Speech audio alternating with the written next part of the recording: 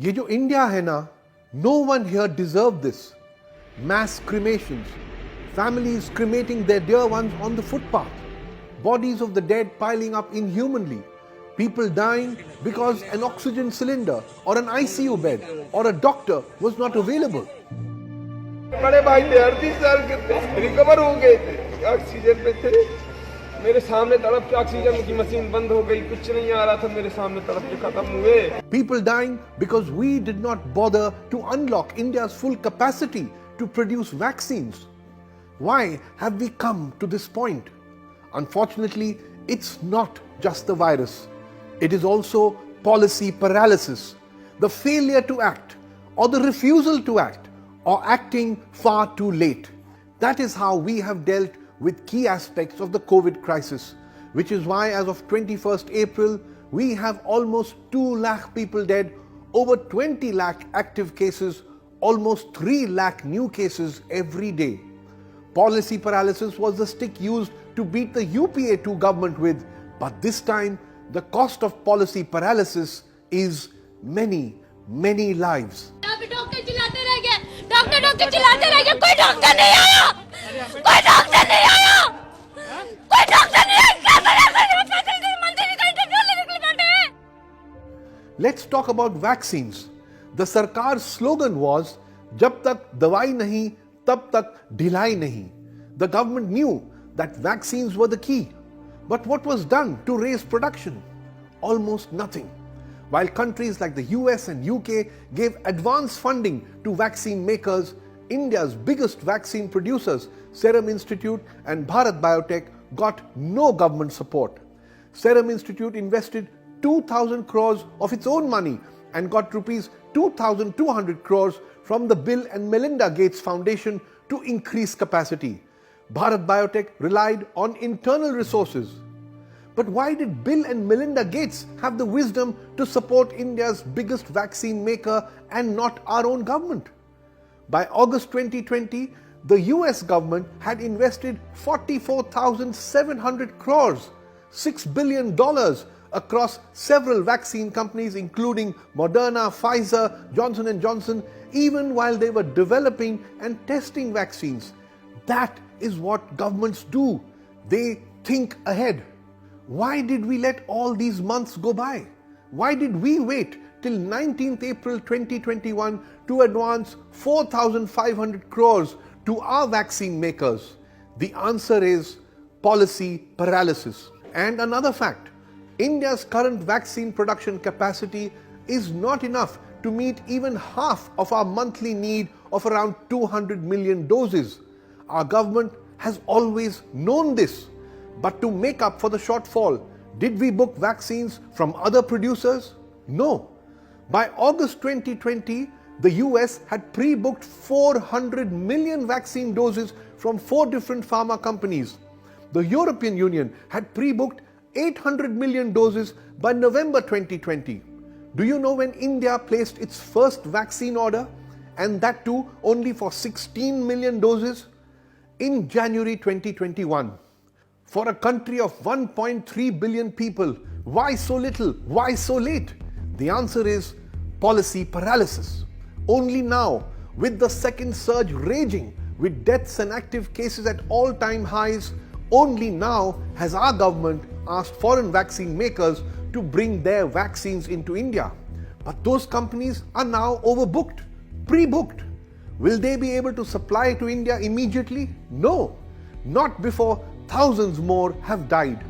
Lives that could have been saved. In the last 2-3 days, along with me, the entire team, we are receiving calls from families which are literally begging to us, crying and asking, "Sir, get us one bed. My mother is dying. My son is dying. Get us one injection of remdesivir." We are not able to arrange it. Okay, let's talk about oxygen. See these desperate tweets. Again and again, families pleading for oxygen, doctors pleading for oxygen. Several state governments asking the center for oxygen. मैं doctor परिहार भोपाल से शासन से प्रशासन से हाथ जोड़कर appeal करना चाहूंगा कि ऑक्सीजन की कमी से लोग मर रहे हैं। कृपया ध्यान दें, 8-8 घंटे 9-9 घंटे लाइन में लग के हॉस्पिटल की वैन को एक सिलेंडर मिल रहा है। आप सोचिए 10 पेशेंट एक सिलेंडर में कैसे सर्वाइव करेंगे। In the second COVID surge, many have been killed not by the virus but by oxygen shortage. Lives that could have been saved. The website Scroll reports that in October 2020, already many months late, the Modi government floated tenders for 162 oxygen producing units to be set up in 150 district hospitals across India. The cost just 201 crore rupees, fully funded by the PM Cares Fund. Today, 6 months later, do you know how many of these 162 units have been installed? Only 33. In UP, out of 14 units, do you know how many oxygen units have been installed? 0. Is there a shortage of oxygen at these 150 district hospitals today? Yes, there is, because of which people are dying. Do we know why? Yes, policy paralysis. The cost of these 162 oxygen units, all of them, was just 200 crores, a tiny amount for the government. But there just wasn't enough interest in getting the job done. Next, have you heard of B1167? It's the Indian origin double mutant strain of the coronavirus. Many experts believe it's the main cause of the second COVID surge, the main cause of thousands of deaths that we are seeing now. But do you know when this strain of the virus was detected? On the 5th of October 2020. Immediately, red flags should have gone up. Thousands of samples of this strain should have been put through gene sequencing to understand it better, how to treat it better, maybe even modify India's vaccines to counter this deadly strain. But again, we moved too slowly. An Indian Express report says we did nothing in October, November, December. Only in January, a COVID genomics consortium, a network of 10 labs, was created to speed up genome sequencing in India with a budget of 115 crore rupees.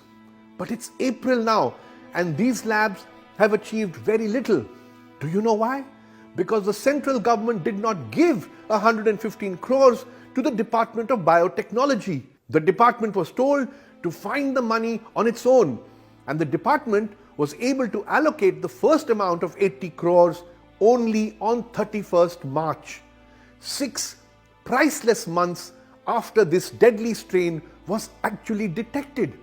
As we all know, by 31st March, the second surge had already gone out of hand, lakhs of cases, thousands of deaths, lives that we failed to save.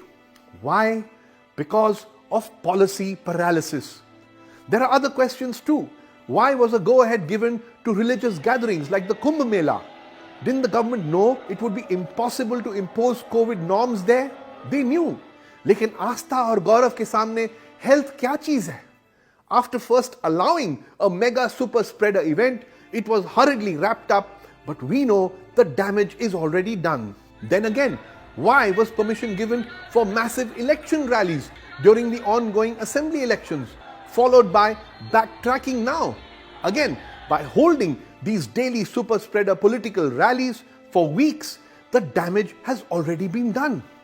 And finally, lockdown. Last year's lockdown policy was seriously flawed, imposed without warning, stopping all trains and buses, forcing lakhs of migrant workers to walk home in the middle of the pandemic. It caused immense pain. And yet the government congratulated itself repeatedly for imposing one of the strictest lockdowns in the world. So now prepare to be more confused, as the PM has issued a plea on 20th April against lockdowns. So, lockdown, no lockdown, partial lockdown, what is the government's policy to counter the second surge? We actually don't know. That is policy paralysis. Meanwhile, migrant workers are again rushing home. The economy will take a hit again, and yet again, thousands will die. All we know is that ye jo India hai na, it's thousands of families whose dear ones have died. The lakhs who are struggling for ICU beds, oxygen, vaccines across the country, they all deserve better.